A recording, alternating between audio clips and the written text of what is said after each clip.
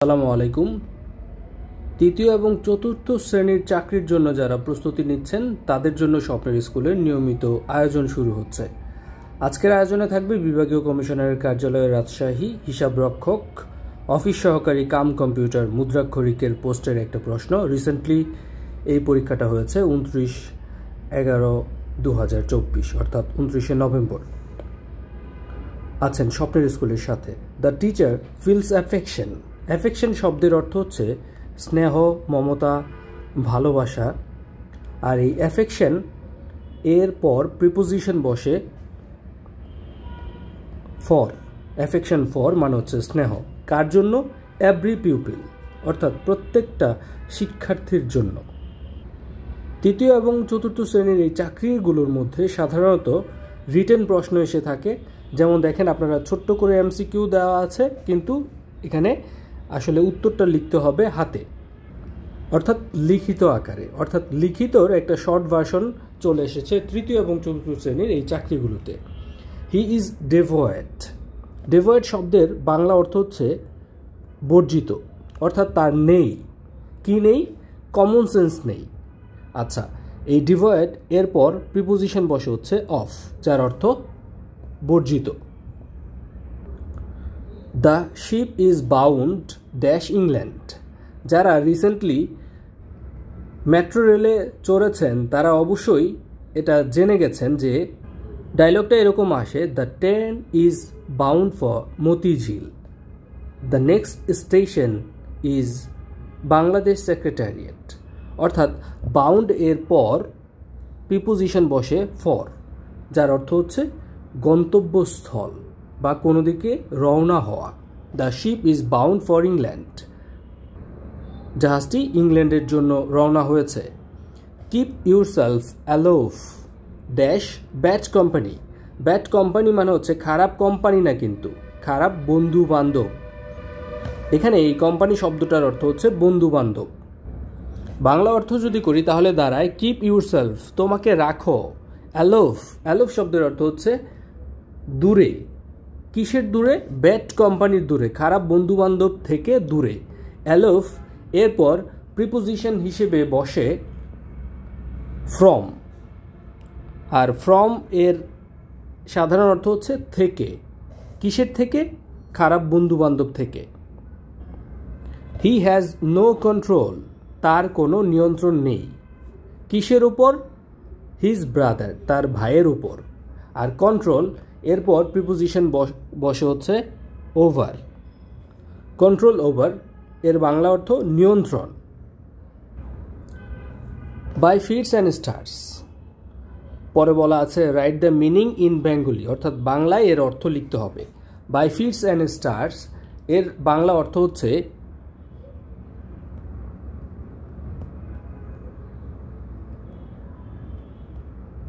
অনিয়মিতভাবে। আর ইংরেজিতে যদি বলা হয় তাহলে হচ্ছে irregularly. At large. Right the meaning in Bengali. বাংলায় অর্থ লিখতে হবে অ্যাট লার্জ, এর বাংলা অর্থ হচ্ছে মুক্তভাবে। ইংরেজিতে যদি বলা হয় তাহলে লিখবেন ফ্রিলি। র্যাঙ্ক অ্যান্ড ফাইল এর বাংলা অর্থ কি? র্যাঙ্ক অ্যান্ড ফাইল এর বাংলা অর্থ হচ্ছে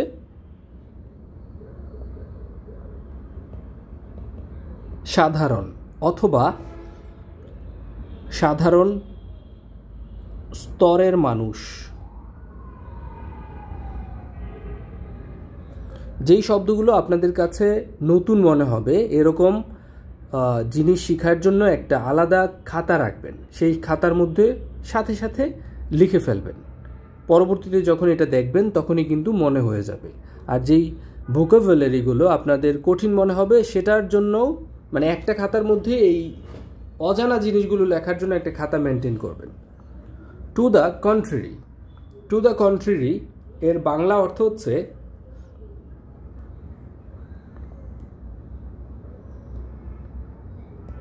বিপরীতে। এটা যদি এমসিকিউ টাইপের প্রশ্ন থাকতো তাহলে হয়তো বা এর অন্য শব্দও থাকতে পারতো, সেটা হচ্ছে বিপক্ষে। কন্ট্রারি মানে হচ্ছে বিপক্ষে। Contrary to expectation. সাধারণত একটার বিপরীতে আরেকটা যখন হয় তখনই এই শব্দটা ব্যবহার করা হয়। Kith and kin, kith and kin এই ফ্রেজটার বাংলা অর্থ হচ্ছে আত্মীয় স্বজন। ফ্রেজ না হয়ে শুধুমাত্র যদি KIN কিন শব্দটাও থাকতো তাহলে এর বাংলা অর্থ দাঁড়ায় রিলেটিভ বা আত্মীয়।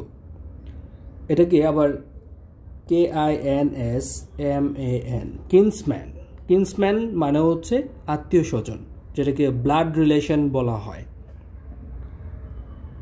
এর নাউন হচ্ছে কিনশিপ, KINSHIP কিনশিপ মানে ব্লাড রিলেশনশিপ। যারা দুই একটা পরীক্ষা দিয়েছেন তারা ইতিমধ্যেই জেনে গেছেন যে এখানে রিটেন প্রশ্নও আসে, যেমন হচ্ছে কিছু চিঠি লিখতে দেওয়া হয় অথবা কোনো একটা প্যারাগ্রাফ লিখতে দেওয়া হয়, ছোট্ট স্টোরি লিখতে দেওয়া হয়, যে কোনো কিছুই আসতে পারে। এই অংশে যেমন লিখতে দেওয়া হয়েছিল একটা joining letter divisional commissioner office বরাবর আপনার পোস্ট সম্পর্কে। সো এই জয়েনিং লেটারটা কিভাবে লিখতে হবে সেটার ফরম্যাটটা যদি আপনার জানা থাকে তাহলে কার বরাবর লিখতে দেওয়া হয়েছে সেটা শুধু আমরা বসিয়ে দিব। ফরম্যাট একটাই থাকবে, শুধুমাত্র ঠিকানাগুলো চেঞ্জ হবে এবং ভিতরের কথাবার্তা কিছুটা চেঞ্জ হবে। আপনারা ফরম্যাটটা একটু দেখে নিন। প্রথমে হবে ডিভিশনাল অফিস বরাবর, the divisional commissioner, divisional commissioners office. অফিসের যদি অ্যাড্রেস থাকে, ধরেন ঢাকা, রাজশাহী, দিনাজপুর, রংপুর, যে কোনো কিছু থাকতে পারে। সো এখানে অ্যাড্রেসটা থাকবে। কোন সিটিতে অর্থাৎ রাজশাহীর কোন জেলায় সেটা আপনি এখানে মেনশন করবেন। তারপরে যদি কোনো জিপ কোড থাকে, রাজশাহীর অবশ্যই একটা জিপ কোড আছে। ঢাকার যেমন ঢাকা বিশ্ববিদ্যালয়ের জিপ কোড হচ্ছে 1000, মানে কমার পর 1000, তারপর হচ্ছে দাড়ি দিয়ে শেষ করে দিবেন। তারপর আসলো আপনার subject, joining letter for the post of, আপনি যে পোস্টে এখন অ্যাপ্লাই করেছেন, যেমন হিসাব রক্ষক, তাহলে আপনি এখানে লিখতে পারেন for the post of accountant. আর যদি আপনার পোস্ট হয় অফিস সহকারী কাম কম্পিউটার মুদ্রাক্ষরিক, তাহলে আপনি এখানে লিখবেন টাইপিস্ট কাম কম্পিউটার অপারেটর। তারপর শুরু হবে ডিয়ার স্যার দিয়ে অথবা ম্যাডাম দিয়ে। I am writing to formally inform you of your joining of my joining the office as typist cum computer operator in the divisional commissioner's office as per the offer letter dated ধরেন 30/11/2024. I am honored to accept the position and am eager to contribute to the goals and responsibilities of the department. I joined today, ডেটটা লিখে দিবেন 30/11/2024 অথবা যে ডেটে আপনি পরীক্ষা দিচ্ছেন অথবা জয়েন করছেন। and will make every effort to perform my duties with dedication and professionalism. I am confident that with my skills, knowledge and enthusiasm I will be able to support the office -- আচ্ছা, এটা সাধারণত বাংলায় লিখতে বলা হয়নি, তাই এখানে ইংরেজিতে লেখা হয়েছে। যদি স্পেসিফিকভাবে বলে দেওয়া হয় যে বাংলায় জয়নিং লেটার লেখার জন্য, তাহলে খুব অল্প ভাষায় কিভাবে লিখতে হয় নেক্সট কোনো একটা ভিডিওতে যখন আমরা এই রিটেনের ক্লাসগুলো নিব তখন আমরা বলে দিব। তারপর শেষের দিকে I would like to take the opportunity to express my gratitude for the opportunity to work in such a prestigious position. Thank you for your support and trust. Sincerely, your name, ধরেন আপনার নাম হচ্ছে Alam, your designation typist cum computer operator এখানে লিখলেন, your address ধরেন 300 বোয়ালকোর, dash dash dash Narsingdi, তারপর নরসিংদী সদর, zip code 3200, email address আপনার যা থাকে, ফোন নাম্বার দিয়ে দিবেন, ডেটটা দিয়ে দিবেন এবং আপনার সিগনেচার থাকবে। এই হচ্ছে একটা ফরম্যাট।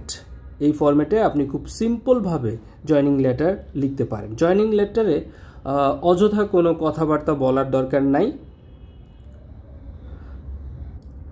আমি হলে যেটা করতাম, জয়নিং লেটারে সাধারণত একটা স্মারক থাকে, ওই স্মারকটা মেনশন করে আমি বলতাম যে এই স্মারক মূলে উক্ত পদে আমি উক্ত অফিসে জয়েন করছি।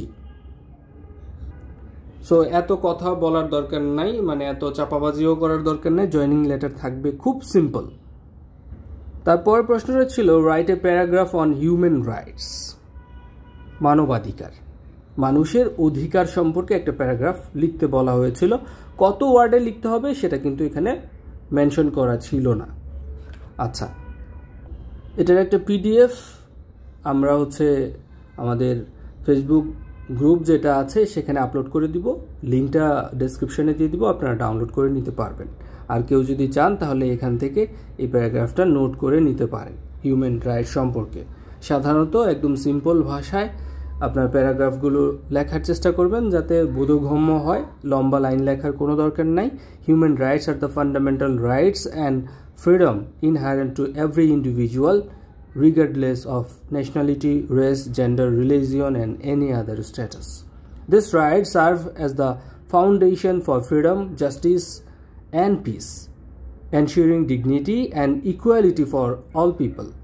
These needs are essential for physical, mental and spiritual development of both men and women. The basic human rights are freedom of speech, security of life, right of citizenship, right to vote, right for education, and right for justice and so on. So on, so forth. এই শব্দগুলোর অর্থ হচ্ছে অন্যান্য। তারপর বলা আছে the children of our country do not get proper rights.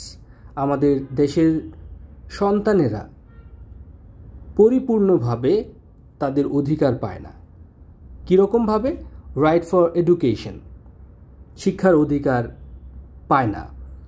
Right of medical treatment, চিকিৎসার অধিকার পায় না। রাইট অফ প্রপার ফুড, ভালো খাবার খেতে পায় না, etcetera. The women of our country are being deprived of their rights.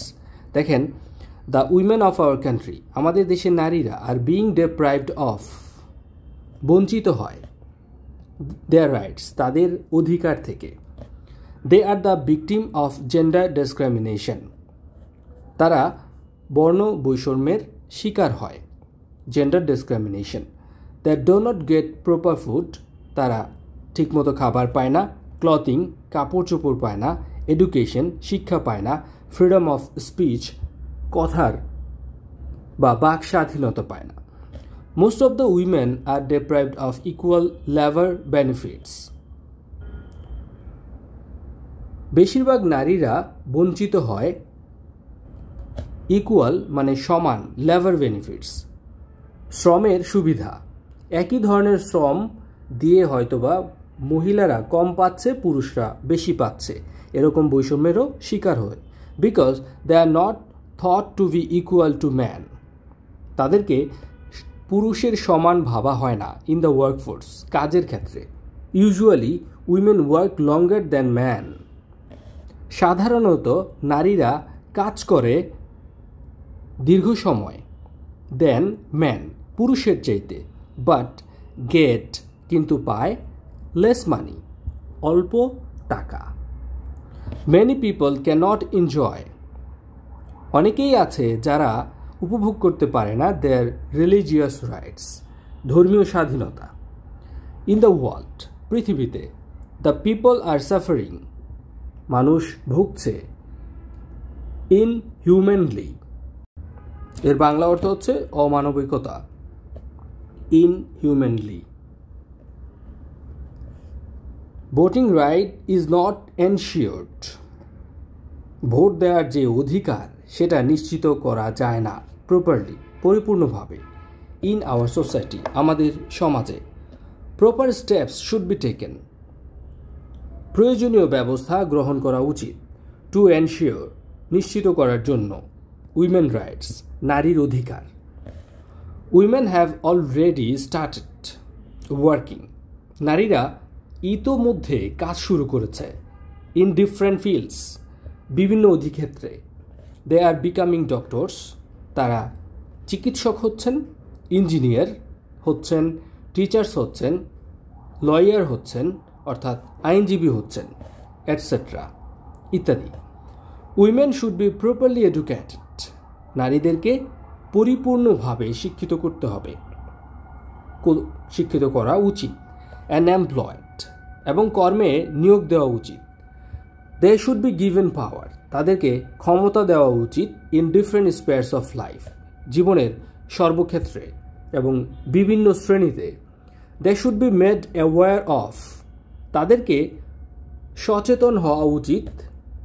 Of their rights, তাদের অধিকার সম্পর্কে এবং তাদের কর্তব্য সম্পর্কে। And duties.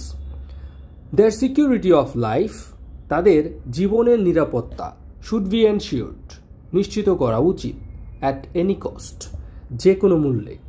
খেয়াল করে দেখেন এই প্যারাগ্রাফটার মধ্যেই কিন্তু আপনি বিভিন্ন ধরনের ফ্রেজ পাচ্ছেন যার অর্থ কিন্তু অনেক সময় পরীক্ষায়ও আসে। সেমিনার্স, বাংলায় সেমিনারও বলা হয়। অ্যান্ড ডিসকাশন, আলাপ আলোচনা। Discussion meetings should be organised, আয়োজন করা উচিত। টু হাইলাইট, গুরুত্ব দেওয়ার জন্য। The importance of establishing human rights, মানবাধিকার সৃষ্টি বা প্রতিষ্ঠিত করার যে গুরুত্বপূর্ণ সেটা বোঝানোর জন্য এই সেমিনার এবং ডিসকাশন মিটিং অর্গানাইজ করা উচিত। স্পেশালি চিলড্রেন্স রাইট, বিশেষ করে শিশুদের অধিকার এবং নারীদের অধিকার সম্পর্কে। পিপুল should be made conscious of their rights, মানুষকে তার অধিকার সম্পর্কে সচেতন হওয়া উচিত। 14 নম্বর কোশ্চেনটা ছিল he is going to open A shop, এটা ভয়েস চেঞ্জ করার জন্য। সাধারণত ভয়েস চেঞ্জ করার সময় অবজেক্ট হয় সাবজেক্ট আর সাবজেক্ট হয় অবজেক্ট। এখানে অবজেক্ট হচ্ছে এ শপ আর সাবজেক্ট হচ্ছে হি। আচ্ছা, তাহলে এখানে অবজেক্ট হচ্ছে এ শপ, তারপর ভার্ব কি আছে দেখেন, ইজ গোয়িং। যখন ইজ গোয়িং থাকে এখানে হবে is going to be. Active থেকে প্যাসিভ করার সময় আপনারা জানেন যখন সাবজেক্ট হিসেবে থাকবে ইজ গোয়িং, তখন প্যাসিভ করার সময় ইজ গোয়িং টু বি হবে। আচ্ছা, তারপরে যে ভার্বটা আছে তার B3 অর্থাৎ ভার্বের পাস্ট পার্টিসিপল ফর্ম। ওপেনের পাস্ট পার্টিসিপল ফর্ম হচ্ছে ওপেনড, তারপর হবে একটা বাই, এবং হি এর অবজেক্টিভ ফর্ম হচ্ছে হিম। তাহলে উত্তরটা হবে shop is going to be opened by him. Never tell a lie, কখনো মিথ্যা বলো না। এটার পার্টস অফ এখানে হচ্ছে আপনার ভয়েস চেঞ্জ করতে হলে যেটা করতে হবে, যখন কোনো ইম্পারেটিভ সেন্টেন্সে নেভার শব্দ দিয়ে শুরু হয় বা কোনো ধরনের নেগেটিভ শব্দ দিয়ে শুরু হয়, তখন এখানে হবে লেট নট, তারপর হবে object a lie, let not a lie. এই নেভার এর বিপরীত শব্দ হবে এভার, তারপর হবে বি। এরপর যে ভার্বটা আছে তার পাস্ট পার্টিসিপল ফর্ম অর্থাৎ টেল এর পাস্ট পার্টিসিপল ফর্ম হচ্ছে টোল্ড। আচ্ছা, ইম্পারেটিভ সেন্টেন্সের আরও কিছু এক্সাম্পল যদি আমরা দেখি, সাধারণত এরকম প্রশ্ন আসে ওপেন দ্য ডোর, তখন এটার কি হবে? আমরা জানি যে ইম্পারেটিভ সেন্টেন্স শুরু হয় হচ্ছে লেট দিয়ে, তাহলে হবে লেট, অবজেক্ট হচ্ছে দ্য ডোর,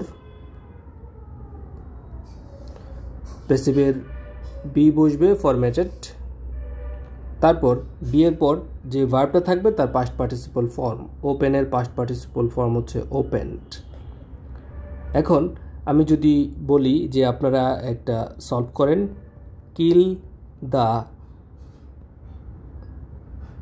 স্নেক অথবা কিল দ্য রাসেল ভাইপার, তখন কি হবে? যেহেতু ভার্ব দিয়ে শুরু হয়েছে তাহলে আমরা এটা শুরু করব লেট দিয়ে, তাহলে হবে let the snake be killed. So আশা করি যদি ভার্ব দিয়ে ইম্পারেটিভ সেন্টেন্স শুরু হয় তাহলে আপনাদের আর ভুল হওয়ার কথা না। He is writing a letter, এটার ভয়েস চেঞ্জ করতে হবে, he is writing a letter. আচ্ছা, যেহেতু অবজেক্ট সাবজেক্ট হয় আর সাবজেক্ট অবজেক্ট হয়, তাহলে অবজেক্ট হচ্ছে এখানে এ লেটার, তাহলে আমরা লিখতে পারি এ লেটার। ভার্ব কি আছে? ইজ। আমরা জানি ইজ থাকলে প্যাসিভে হয় ইজ বিইং, ইজ থাকলে হয় ইজ বিইং। ওকে, তারপর যেই ভার্বটা থাকে রাইটিং, এটার B3, বারবার বলছি ভার্বের পাস্ট পার্টিসিপল ফর্ম, তাহলে বিইং রাইট থেকে হবে রিটেন। তারপর হচ্ছে বাই, হি হচ্ছে সাবজেক্টিভ ফর্ম, এর অবজেক্টিভ ফর্ম হচ্ছে হিম, তাহলে উত্তর হবে a letter is being written by him. হো যুক্ত ইন্টারোগেটিভ সেন্টেন্সকে অ্যাক্টিভ সেন্টেন্সকে প্যাসিভ করতে হলে সাধারণত হো দিয়েও করা যায়, আবার বাই হোম দিয়েও করা যায়। বাই হোম সবচেয়ে বেশি অ্যাপ্রোপ্রিয়েট, তাই এটা দিয়ে করছি বাই হোম। যেহেতু এটা হচ্ছে প্রশ্নবোধক বাক্য, প্রশ্নবোধক বাক্যের ক্ষেত্রে আমরা জানি প্রথমেই ভার্ব চলে আসে। এখানে ভার্বটা কি খেয়াল করে দেখেন, অ্যাক্টিভ সেন্টেন্সে এখানে আছে ওপেন। ওপেন মানে হচ্ছে B2, B2 মানে ভার্বের পাস্ট ফর্ম।